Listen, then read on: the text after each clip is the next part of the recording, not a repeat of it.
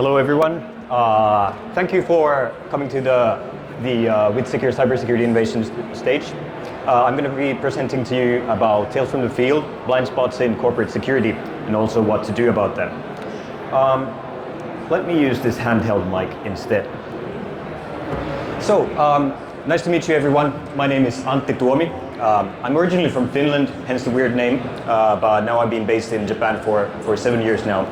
And every time I introduce myself to my wife's family in the Philippines, I go like, "Hi, nice to meet you, I'm Antti," and they go like, "Nice to meet you, Antti, I'm Uncle." So, easy to remember name. Anyway, I'm working as a principal security consultant at WithSecure Japan. So we are a cybersecurity consulting company that's a global company. We got roughly 200 security consultants over the world. We're headquartered in Finland, but we've got offices in the US, Europe, Japan, Singapore. We work with a lot of clients like globally and in APAC. But in any case, I'm not here to talk about business. So if you're interested in us, come chat to me at the coffee area. Let's get into the topic. My final point there, I'm finally at peace with being a generalist instead of a super hacker. So a lot of experience, jack of all trades, master of none. But you need those people in the business as well. In any case, during this session, I'll be talking to you about a couple of case studies from our experiences with our clients and how they maybe, unintentionally maybe missed something in how they are running their security operations and how should we be dealing with that. And of course, during the session, I would like you all to also think about like, okay, could this happen to us or is there something that we could learn from this? So, I have 4 case studies for you. First one is about a checkbox in a CRM platform. We've got Active Directory takeover type of thing. One called Trust but Verify, and then when compliance catches up to your security operations. Without further ado, since we only have very limited time, I'm trying to not speak too fast, so let's get right into it. So the case study number 1 is how a new checkbox in a CRM platform led to a data breach. And here when I say a data breach, I would have to say like hundreds or thousands of data breaches globally. But this is how the case looked to us from our perspective. So this was during my time in Japan, or like still in Japan, but one of our Japanese clients who was a large client in the financial industry. And they contacted us saying that, well, actually we just found out that we incurred a security incident through the Salesforce CRM platform that we're using for all customer operations. And what basically happened is that they realized that someone had been able to dump a lot of customer information through this public-facing Salesforce Experience Cloud site. So basically a website that's hosted on the Salesforce platform. And the incident had already been resolved, but the client's question was like, okay, how do we make sure that the rest of our group companies are also secure? How do we make sure that this never happens again? So we started investigating, okay, what was this whole thing about? And the exploit behind this whole thing is that there was an article by a researcher called Aaron Costello. It's called Salesforce Lightning, an in-depth look at exploitation vectors for the everyday community.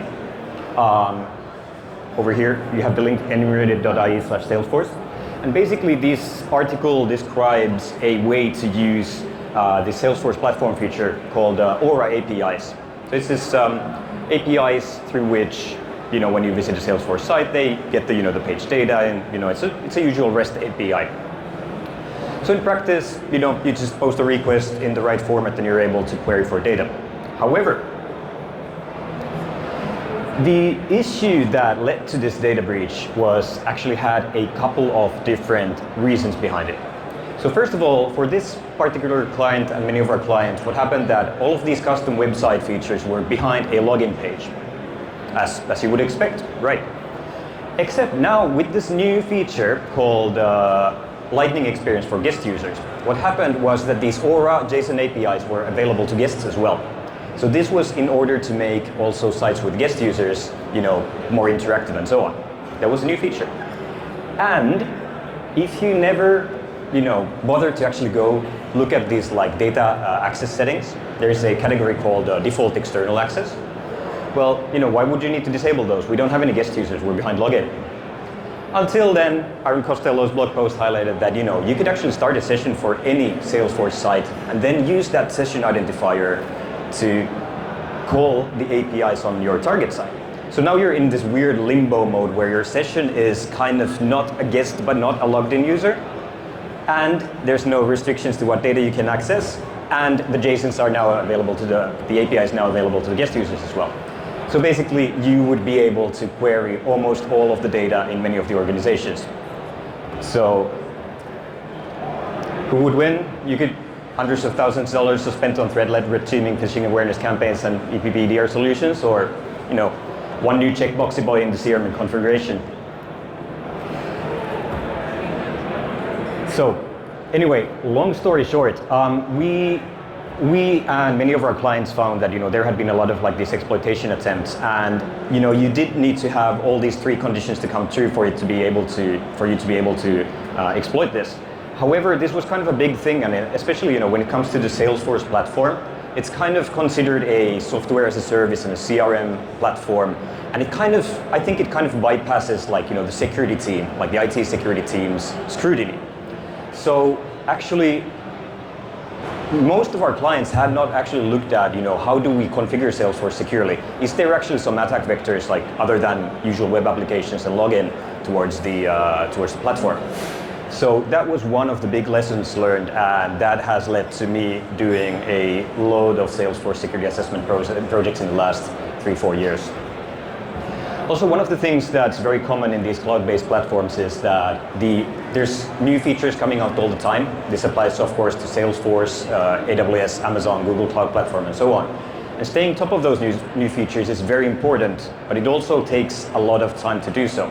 So that's why we also have a dedicated expert teams for each of the cloud platforms to be able to who are actually looking at every single update and every single feature that comes out to be able to advise our clients. And the fact is that unless you have a dedicated team, it's very hard to actually stay on top of both the features themselves and the security requirements and how to configure things. So that's definitely a challenge both for us and for all of our clients as well. Also, these point-in-time checks are not often enough in the long term. So even if you looked at the Salesforce configurations once, and now this new feature, Lightning Experience for guest users, comes out, and suddenly you might be vulnerable again. So you need to have a continuous process for that. Anyway, to the next case. So this one is called Active Directory Takeover in a security-aware bank. And the background here is that we work with basically a modern, very cloud-native bank. They're very technically oriented, very smart young people who basically sent out to build the whole platform on Azure, kind of almost from the ground up. So they have next to no on-premise things. It's basically one of the the modern almost online-only banks. And they sent out an RFP for they do have obviously office environments and internal networks and so on. So they needed to do a yearly security assessment of the internal network. And this was our first time participating in this RFP for the internal network security testing. And well, the results of that were basically, this is one of the attack flow diagrams of what happened. So we started from the point of view of possibly an infected workstation or workstation in the internal network, and basically validated all of these different attack paths from Kerberosable domain admin accounts, credential expose and sysvol, and all of those, and basically got several confirmed routes to take over the whole Active Directory domain and the Entra ID domain. And kind of how did it get here? We had this, a very security-oriented bank that had been doing internal pen tests for several years. And in this case, from my point of view, one of the issues was that they had been doing this internal pen test for, 4 or 5 years. And the RFP was kind of, I would say, stuck in the same as last year mode. So we need to do an internal pen test again. So let's send out an RFP for an internal pen test. And then, they worked with different companies in their area, and, kind of did the same thing over and over, and, fixed all the findings, and then, everything was supposed to be fine. And then suddenly, it was our first time participating in this, so we went and okay, have we actually looked at, taking over the AD and so on? And kind of a fresh approach to things. And yeah, that took them by surprise. The interesting part here was that at the end of the results presentation with the higher ups, they were asking like, so how do our results compare to other banks?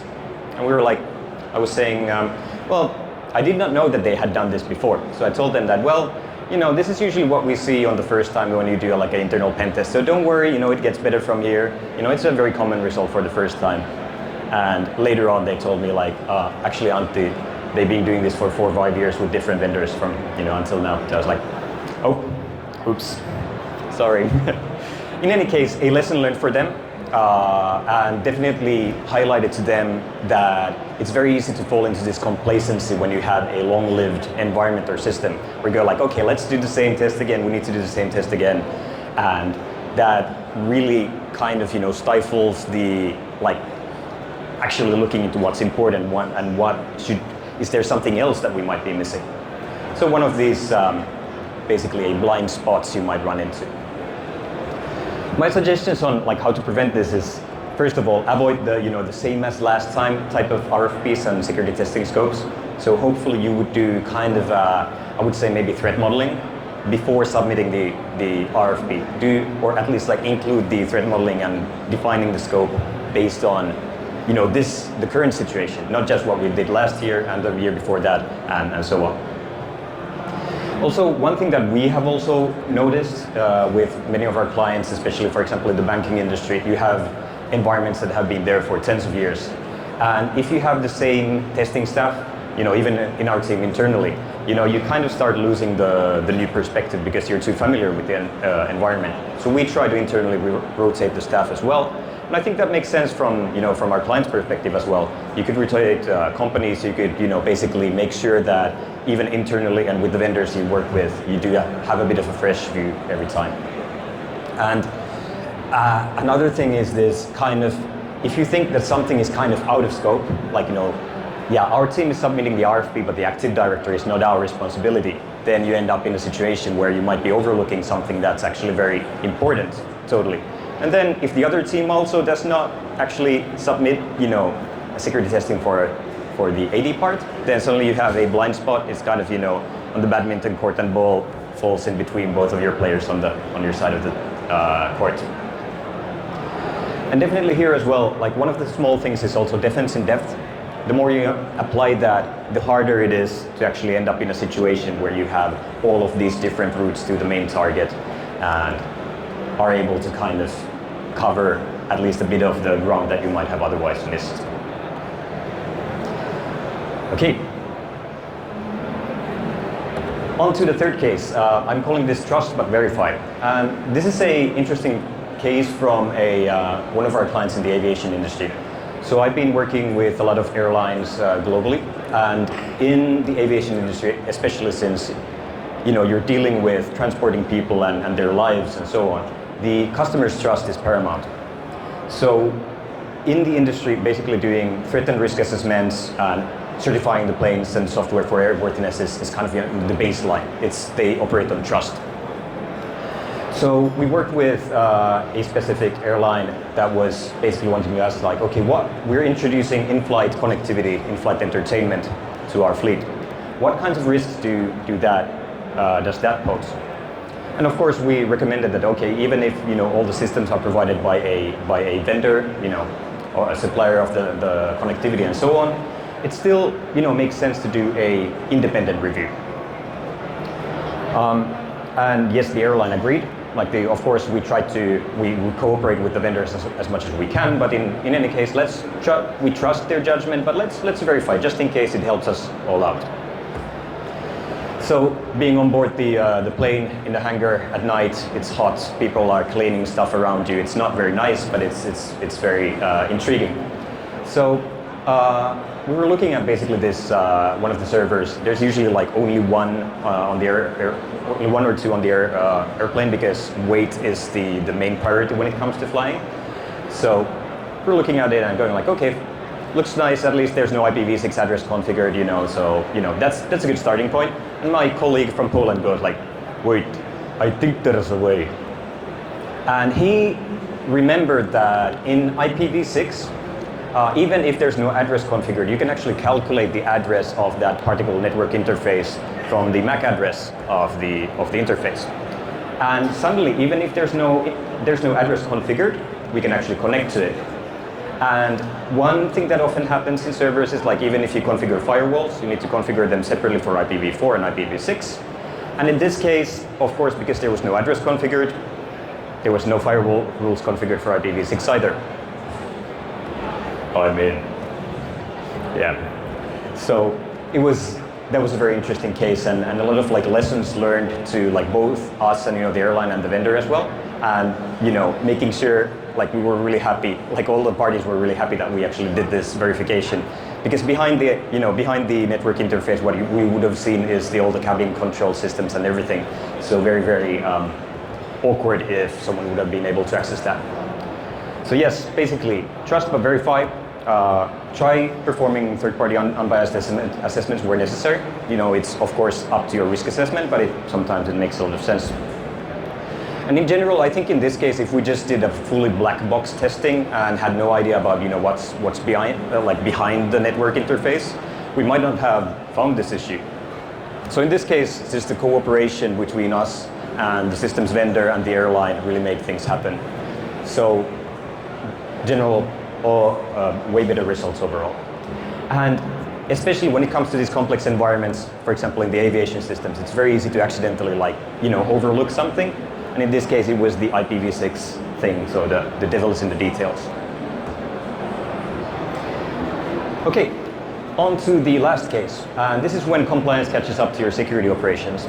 And this is a case study that was told to me by one of our principal security consultants over here at the Singapore office.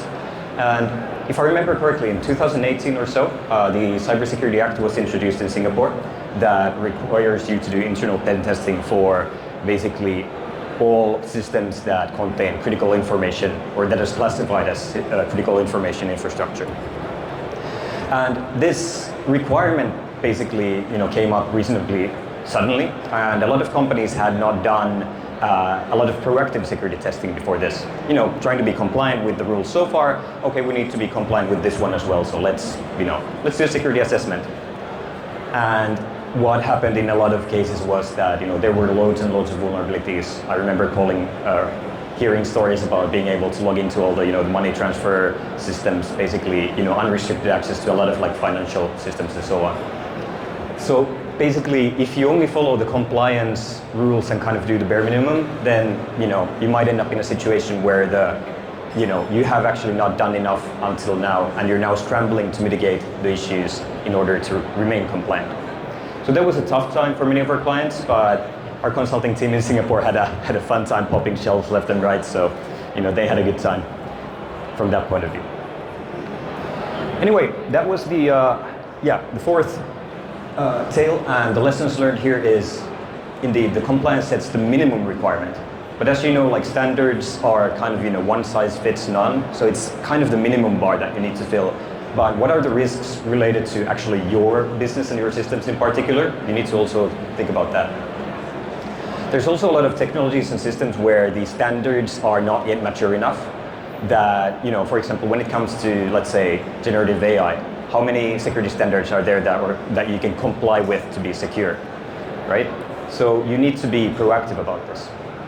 Also, perform threat and risk analysis to identify what matters to you in specific. Instead of just looking at compliance, this is what everyone has to do, but what is it that we have to do?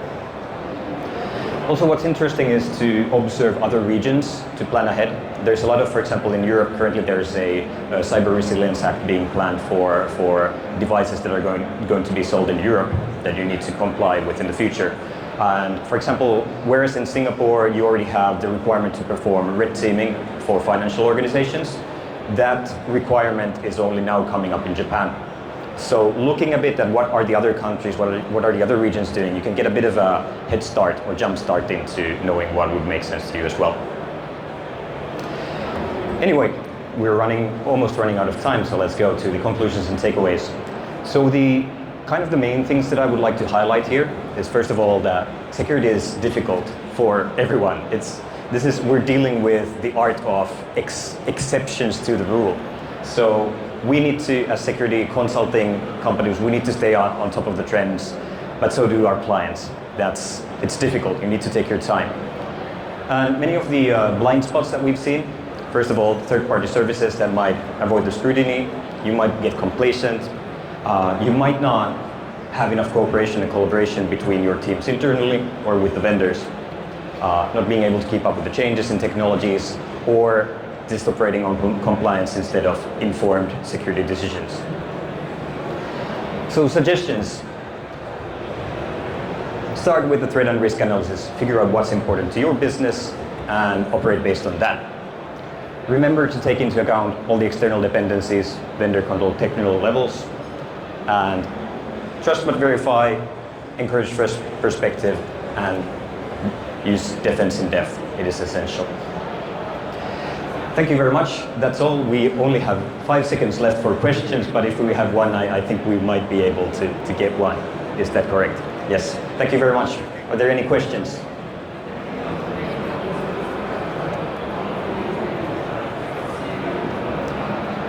Okay, thank you everyone for your time. Very happy for you to have come here. If you have questions later on, I will be at the coffee area around here, so please hit me up. Thank you very much.